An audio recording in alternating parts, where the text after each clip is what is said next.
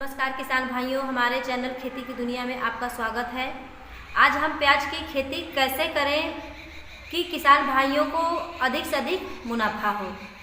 किसान भाई, क्या आप जानते हैं कि प्याज की खेती में सबसे बड़ा रोल किसका होता है? जो भी आप बीज या दवाओं का प्रयोग अपने प्याज की खेती में करते हैं, उनका ही नहीं बल्कि सही टाइमिंग और सही तकनीक और सही कॉम्बिनेशन द्वारा जो भी आप अपने प्याज के फसल में डालेंगे उनका महत्व होता है। किसान भाइयों, हर साल लाखों करोड़ों किसान प्याज की खेती करते हैं, लेकिन कुछ ही किसान ऐसी खेती या ऐसा मुनाफा उनको हो पाता है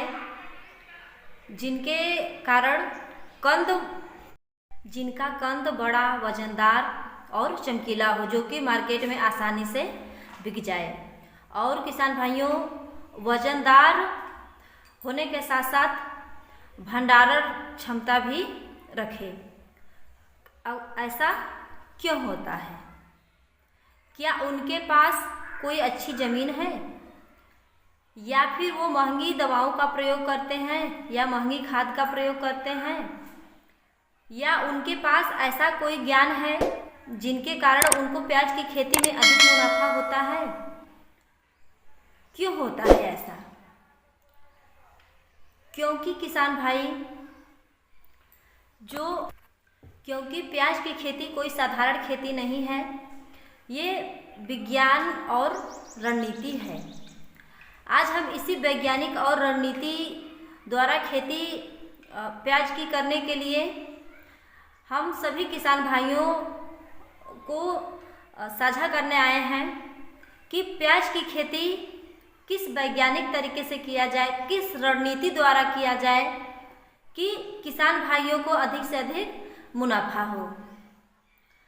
किसान भाई, जो भी किसान भाई सही समझ और बूझ के साथ प्याज की खेती करते हैं, उनका लगभग 200 से 230 कुंटल प्रति एकड़ मुनाफा होता है, उत्पादन होता है।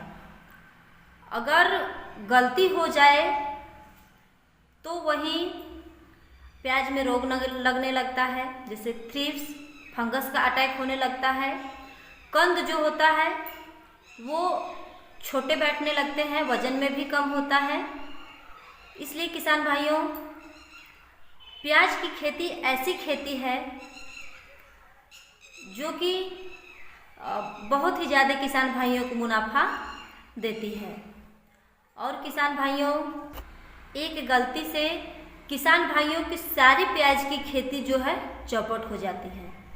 तो किसान भाइयों, हम इस वीडियो में जानने वाले हैं कि प्याज की खेती कैसे करें, किस विधि द्वारा करें, प्याज की खेती करते समय क्या क्या करना चाहिए, और कब किन दवाओं का प्रयोग करना चाहिए, कब सिंचाई करना चाहिए, कब रोग लगे या ना लगे, तो कब रोग लगने के बाद दवा स्प्रे करना है या पहले करना है, क्या करना है, इन सब के बारे में आज हम जानेंगे। आइए किसान भाइयों, सबसे पहले हम जान लेते हैं कि प्याज की रोपाई करते समय हमें कौन सी खाद और दवाओं का प्रयोग करना चाहिए। पोटास, डीएपी, कीटनाशक दवा प्लस ब्लू श्योर। किसान भाइयों, आइए हम इनका डोज जान लेते हैं। प्याज के फसल में कितना, कौन सा खाद, कौन सा दवा डालना है। पोटास की मात्रा जो है वो 35 से 40 केजी होगी प्रति एकड़, और डीएपी की मात्रा जो है वो 50 केजी प्रति एकड़, और प्लस कीटनाशक जो है किसी अच्छे कंपनी का आप कीटनाशक लेकर 3 से 4 केजी प्रति एकड़, प्लस ब्लू श्योर जो है उसको 500 ग्राम प्रति एकड़ प्याज के फसल में रोपाई करते समय डाल दीजिए। फिर किसान भाइयों, उसके बाद जब आपका फसल लगभग 20 से 30 दिन के बाद क्या डालना है फसल में। किसान भाइयों, जब आप अपने प्याज की कोड़ाई करने जा रहे हैं तो कोड़ाई जब आप कर रहे हैं तो कोड़ाई करने से पहले कौन सा खाद डालकर कोड़ाई करें या सिंचाई, कोड़ाई करने के बाद सिंचाई करते हैं ना, तो सिंचाई जब कर रहे हैं तो कोड़ा देने के बाद जब आप सिंचाई कर रहे हैं तो सिंचाई से पहले आपको ह्यूमिक प्लस सल्फर प्याज के फसल में फेंक कर आप सिंचाई कर दीजिए। किसान भाइयों, हम आपको बताना चाहेंगे कि सल्फर का क्या महत्व होता है प्याज के फसल में और ह्यूमिक का क्या महत्व होता है। किसान भाइयों, सल्फर और ह्यूमिक के बारे में बताने से पहले हम आपको ये बताना चाहेंगे कि जब आप प्याज का कोड़ाई कर रहे हैं तो कोड़ाई करने से पहले आप जेबा नामक दवा का प्रयोग करें प्याज के फसल में। जेबा नामक दवा को प्याज के फसल में फेंक कर तब कोड़ा दीजिए। उससे क्या होता है कि आपकी जो खेत की मिट्टी है वो मुलायम रहती है और जेबा का जो कार्य है, जब आप अपने प्याज की सिंचाई करेंगे, खेत की सिंचाई करेंगे तो वो मिट्टी को भुरभुरा बनाती है, फुलका बनाती है, मिट्टी ज़्यादा बैठ नहीं पाता है। जब भी आप सिंचाई करेंगे तो जो जेबा होता है मिट्टी को अच्छा बना देता है और मिट्टी में जब आपका प्याज लगा रहता है। किसान भाइयों, नाइट्रोजन, फास्फोरस और पोटास के बाद सबसे महत्वपूर्ण स्थान सल्फर का होता है। सल्फर का प्याज के फसल में बहुत ही महत्व होता है। सल्फर एक ऐसा पोषक तत्व है जो हर जीवंत कोशिका के एमिनो एसिड का महत्वपूर्ण भाग होता है। सल्फर किसान भाइयों फंगिसाइड के रूप में भी काम करता है। सल्फर टेम्परेचर को भी मेंटेन रखता है। और किसान भाइयों, आइए जाने ह्यूमिक का क्या महत्व होता है। किसान भाइयों, शुरुआती दौर में प्याज की फसल को ग्रोथ की ज़रूरत होती है, उसका विकास करना होता है।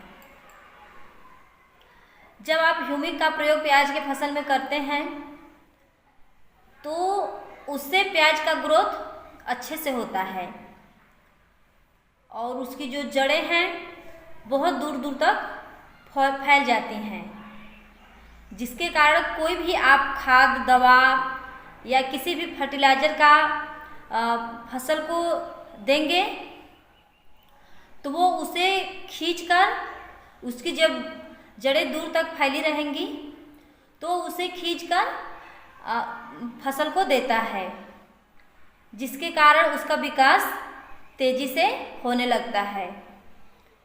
ह्यूमिक पीएच मान को भी मेंटेन रखता है और ह्यूमिक का नियमित प्रयोग करने से मिट्टी भुरभुरी और उपजाऊ बन जाती है।